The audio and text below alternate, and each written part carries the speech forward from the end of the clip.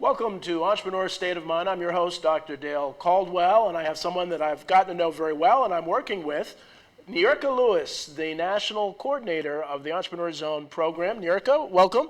Thank you so much for having me. I'm really looking forward to today. Well, you're one of the third or fourth that I've had in studio, so I'm really excited about having you in studio and other people in studio. And so I always like to begin with the origin stories. You know, I'm a big Marvel Universe fan, and I like the origin stories. So now, where were you born, and where did you go to school, and how did you get into kind of the focus on community? Wow. So I was born in New York City, in Brooklyn.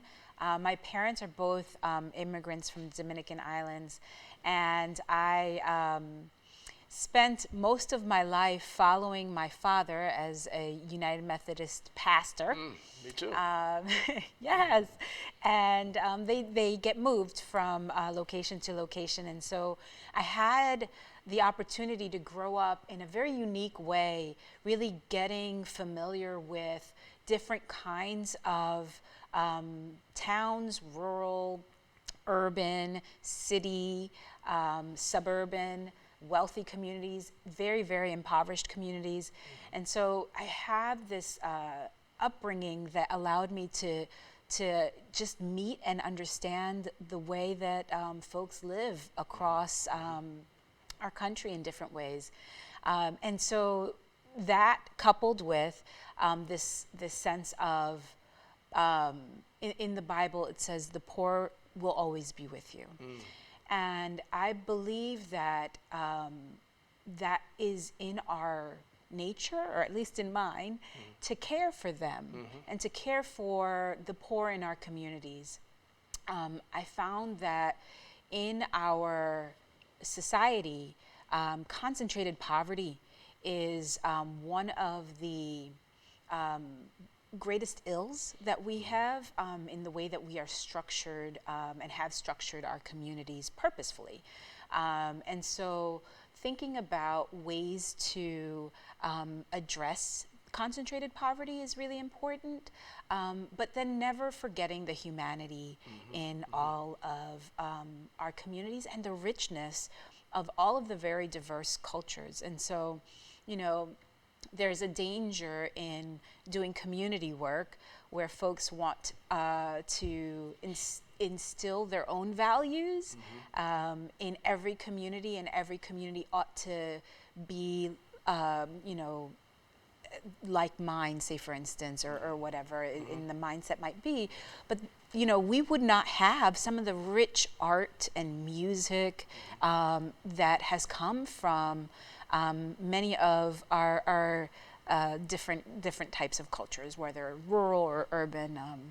Absolutely, So, yeah. Absolutely. I mean, my dad, as some of the audience knows, was a Methodist minister, and so as well. And so the Methodist Church moved folks around about every 5 years. And so the goal was that the congregation had a relationship with God, not the minister. That's right. And so that's why. So I'm, you know, we're both brats of moving around. I was Northeast, and so on. And so that explains the real focus. But you really have just a great understanding of a lot of the details and the grassroots and the challenges that people in these communities have. And so, well, how does this relate to entrepreneurship? Well, it relates to entrepreneurship because I started this program with Entrepreneur Zones and got to know Niurca and really asked her to be the national coordinator. And we'll talk a little more about where that's going. But entrepreneurship is the foundation of really turning around these communities of poverty. And so the entrepreneurial state of mind isn't just about making money for me. It's really about transforming communities, and you've just done an amazing job of really doing that. And so let's talk a little bit about your background working in communities over the years, which is extensive. Thank you. Yeah, I have had over 20 years experience working in and with communities on their community development, community wellness, and well-being, and have spent time in many different kinds of communities doing that work.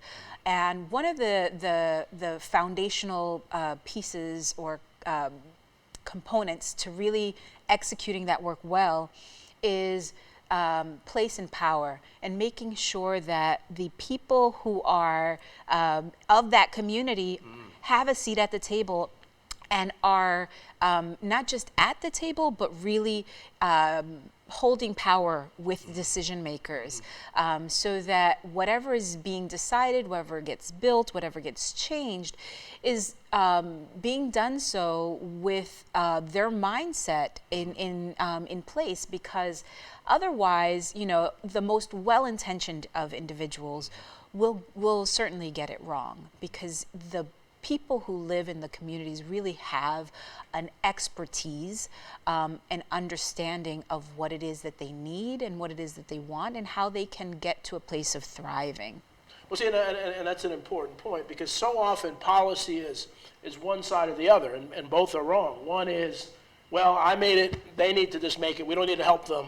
The other one is, they're so broken that they can't think on their own, I got to tell them what to do. Right. And both are destructive, and some would say one's conservative, one's liberal, but really in the middle is, and the term that I use, because terms are important, is this people up, not bottom up. People talk about top down. Well, top down is where they know it's wrong, but it's not bottom up, because to me that's derogatory of the people. It's really people up. It's really empowering people and making people feel that they are part of the decision. And anybody that's an effective leader knows that you may have an idea, but it's not going to stick unless you help people think that the idea is their own. And so that's been good. Now, you were an assistant commissioner and a New Jersey department. Talk a little bit about that. So yeah, after spending quite some time working in communities here in New Jersey, I spent some time working for the Department of Children and Families as the Assistant Commissioner for Family and Community Partnerships, which is quite fitting.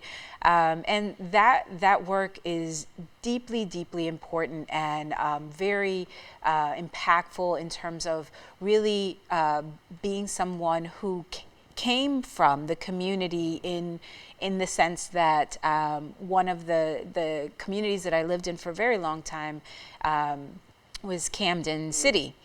And so, you're not just placed in the community to serve that community as a child of a pastor, but you're there and you're part of that community. Right.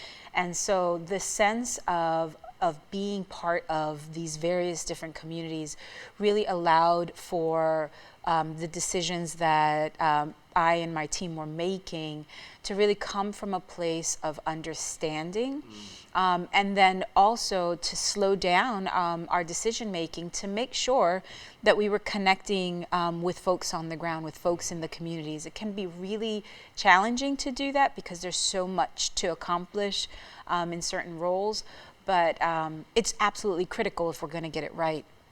Well, one of the things too, and this idea of urban traumatic stress disorder, that there's a trauma of living in poverty in urban areas that affects the amygdala part of the brain, has nothing to do with how smart somebody is, and so when you're doing community work, you've got to take that into account. You've got to do that, and you obviously do that and have done that in the past. We won't talk about some of the horror stories, but there are a lot of horror stories where kids are taken away, and are really not helped in many ways. And we don't want to go into specifics necessarily, but you saw some of that. You saw how government intervention isn't always, appropriate. Well, in fact, as I was coming on, and even still, the department itself is engaged in communicating how removing children from their families can be most of the time more harmful than having left them where they were, and is thinking through opportunities to support children with their families and make change for that family at their place where they are, as opposed to removing that child. And so what would it take to do that? It's extraordinarily disruptive, not only to the family, but to the entire upbringing of that child when they grow up and have no connections to extended family and cousins and aunts and all of that rich history and diversity of your own culture can be lost, and often is. And so there's so much to think about there and unpack, but they're being thoughtful about what to do and how to do that. So my division was called the prevention division. So it's about preventing that from occurring in the first place. And so that caused a lot of our work to be thinking about communities and how they're designed or not, that would provide a healthy space for children and families to thrive. And oftentimes, because of concentrated poverty, because of systemic issues that we have throughout our communities and their strategic design, families are left without the right, I would even say, the ability to access the kinds of environments that would allow them to thrive. And so that's really critical and important. No, yeah, absolutely, and you've just really been in the trenches doing that. One of the things that excites me about your work and understanding is the idea of the family. I think a lot of the top-down policies are about the individual. Well, we're going to pull this individual out. We're going to, this is a horrible community, so we're just going to pluck this person out and do that. And they don't realize, because they don't have the empathy, that they had a family support network. Why would they think that other folks don't need that family support network? And so part of the reason that I came up with the idea of the entrepreneur zones is this idea of how do we fuel this change? Yes. Government is really inadequate, and certainly financially, operationally, to really do it all. And so that's the idea. And so when I was first talking to you about entrepreneur zones, talk to us a little bit about what was going through your head as we talked about that idea.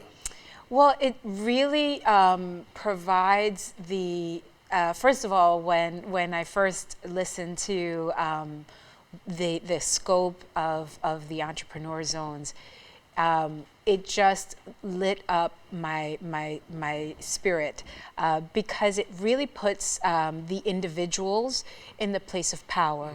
It is about the individual being able to create the kind of impact and change in their own life and in their own family. It gives them the sense of autonomy and place. And it's so important to pull folks into their own potential. And so that is beautiful. I also understand that a lot of our urban communities, because of issues of mass incarceration, folks are not able to access the kinds of employment that they would have otherwise been able. So folks think, oh, well, why wouldn't they just get a job or so on?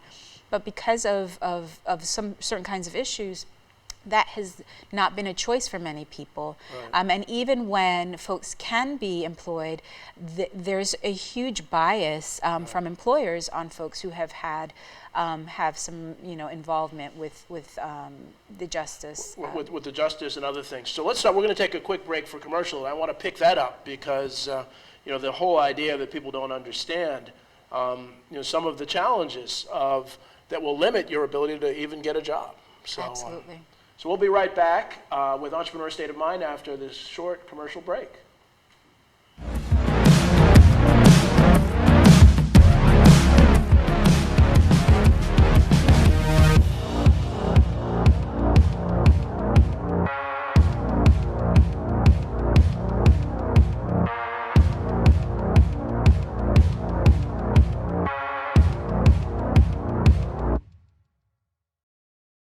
So, I'm kind of new here, but I've noticed a trend. My human does this funny thing where she goes around and gets all my toys, and then she hides them in that basket by the door. But it's always the same basket, and it's always in the same place. And then she acts so surprised when I find them, but, she's putting them in the same basket. Again. It's like, hello, that's where you put it last time. You were the worst at hide and go seek.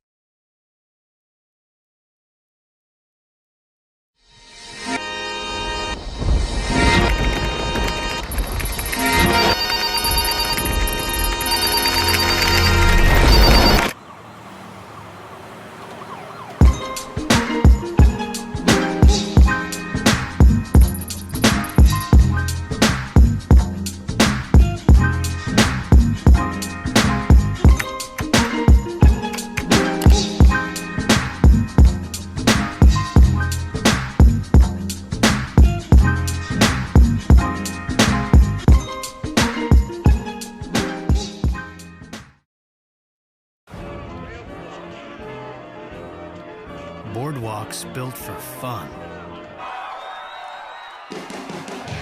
Legendary rock and roll clubs. This is how we do it. Hippity hop. Casinos by the ocean. Hippity hop. Now that's New Jersey. 130 miles.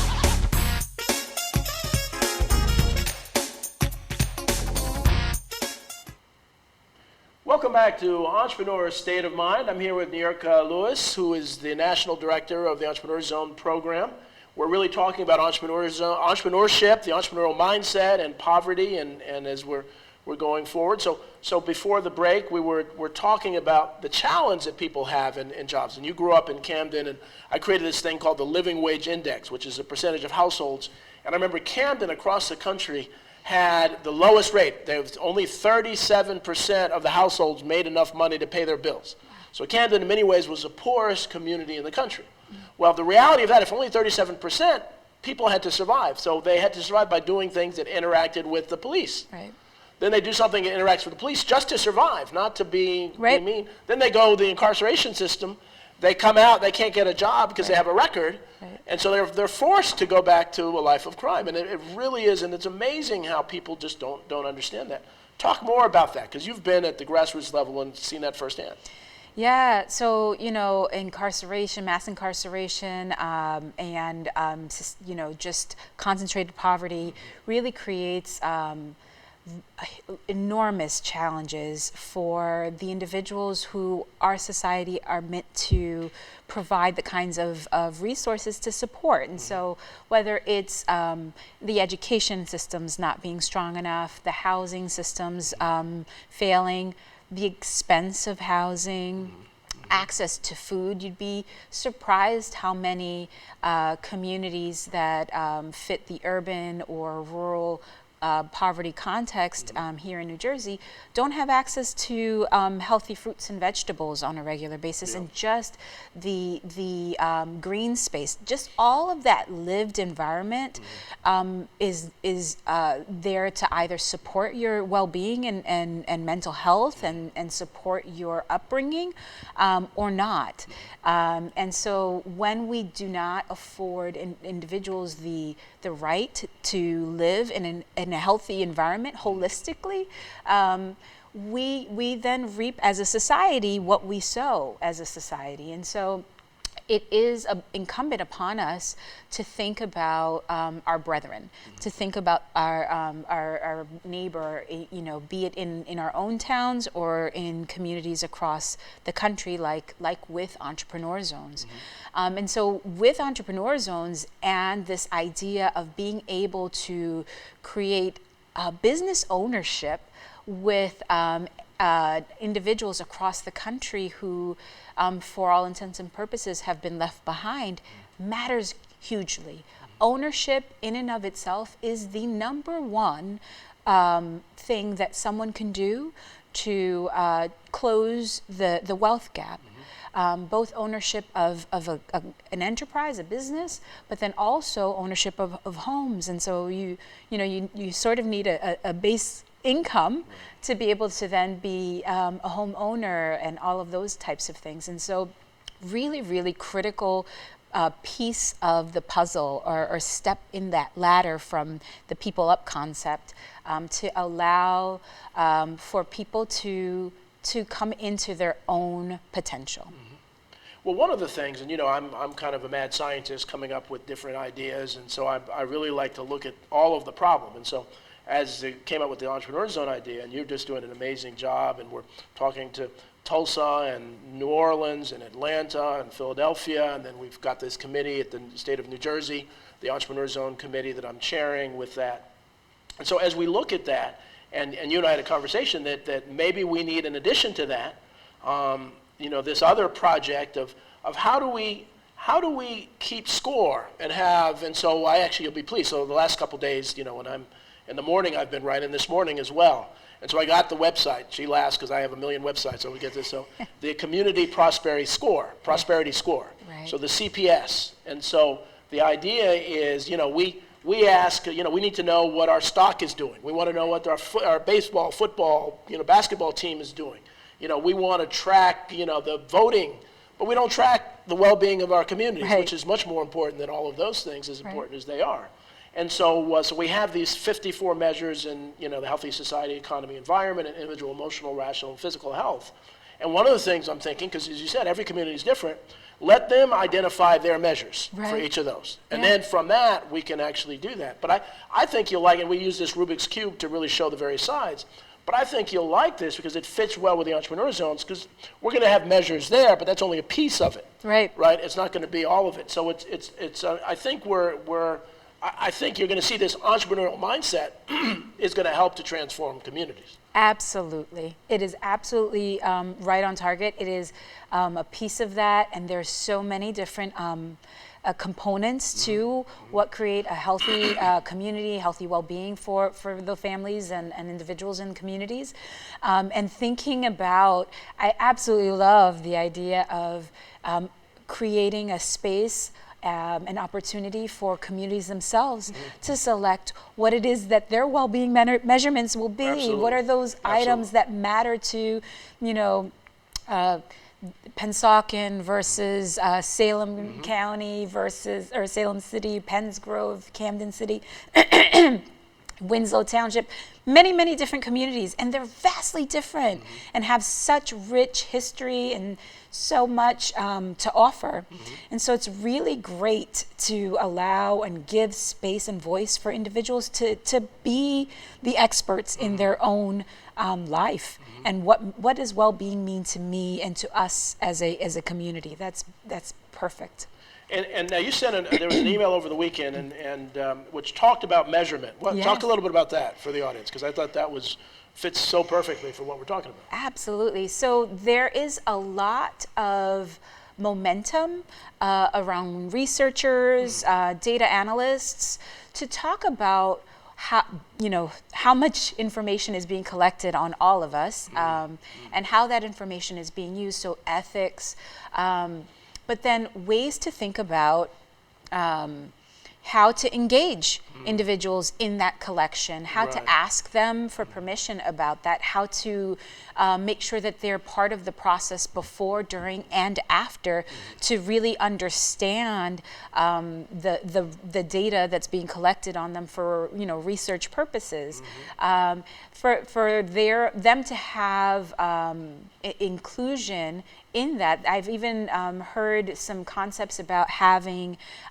people with lived experience serve on IRBs to be able to hear from them before you design the entire study.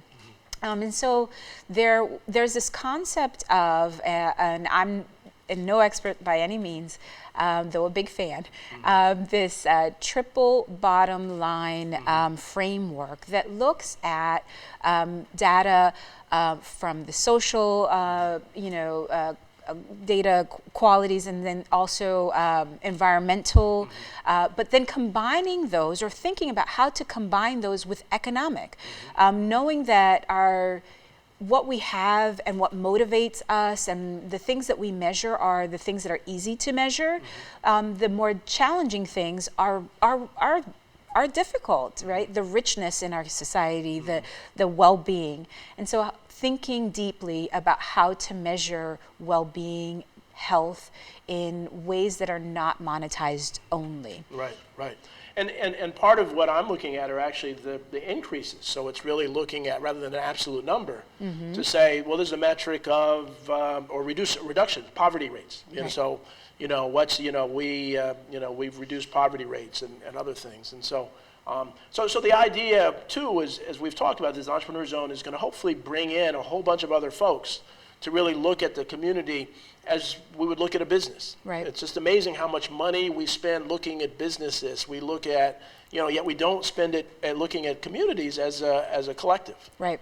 Now, as and these shows always go so quickly, so before we go, one of the projects that we're working on, which is really kind of a kickoff of the Entrepreneur Zones, is the May 30th, Tulsa, Oklahoma remembrance of the race massacre when more than 300 people were killed and a black community through entrepreneurship, thrived in the time of segregation. So it's a model that proves our entrepreneur zones work. Yeah. This idea that focusing on supporting and growing entrepreneurship can transform struggling communities to extraordinarily successful communities. So talk a little bit about, and then let me say this, we're having on May 30th, we're going to have a stream but also a live for VIP event in Tulsa, Oklahoma at the Hyatt in Tulsa. So we'll make sure to get more information about that. But talk a little bit about entrepreneurship in Tulsa and kind of your perspective.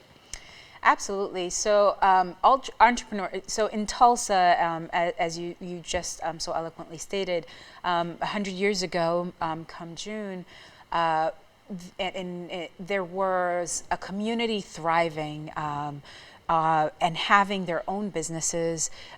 7 families had airplanes, as you know. They were just, not just doing well, they were beyond thriving, right? They were wealthy. They were living the American dream. Yes, yes, indeed. And so they were very wealthy as families. And so that community had gone through a tragic bombing 100 years ago, and so understanding how that occurred and the history of that is really important. So I encourage you all to look that up, but understanding that the economics, the support, the environment that was created, this ecosystem of individuals who were supporting each other's businesses, is really a part of, a big piece of the framework for the entrepreneur zones. Right. And creating this holistic approach where the businesses designed in a particular community are based off of the assets of that community, what's there that's really, really fantastic and going well that will allow that E-zone to thrive, and then what are the needs? What's missing in the economy or the supply chain in a particular community that would, when created with a new business owner or within that ecosystem, that would move the needle forward with regard to entrepreneurship and that E-zone thriving. And so it's really important to be thoughtful and planful about that design, to co-design that with the new business owners, the existing business owners, and the various different stakeholders in the community.